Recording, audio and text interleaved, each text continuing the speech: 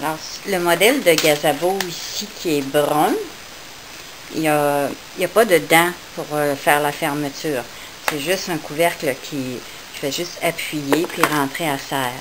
Alors, c'est déplaisant. S'il arrive un animal ou un petit écureuil ou un suisse ou un oiseau plus gros, bien, ils vont faire débalancer et puis le couvercle va se soulever puis les graines vont toutes tomber. Alors, il y a un cordon. Et puis le cordon, lui, il faut le bloquer. Il y a une petite bidule de plastique, là. Il faut que cette bidule-là, le petit morceau de plastique, il faut qu'il barre le toit. Alors, il y a comme une insertion, une petite fente. Et puis, c'est dans la fente qu'il faut rentrer le cordon, un coup qui est fixé après une branche ou après l'attache où vous allez le mettre. C'est bien important, puis c'est très désagréable, mais il loge bien. Puis il est facile à fermer naturellement. Celui-là, bien, tout le monde le connaît, le verre. Alors lui, il ferme bien comme il faut, à serre.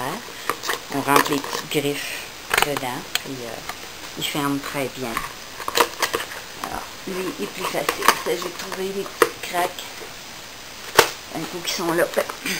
Puis pour l'attacher, bien, moi, je mets un autre crochet. Comme ça. C'est très, très fort, très solide. Alors, avec le crochet.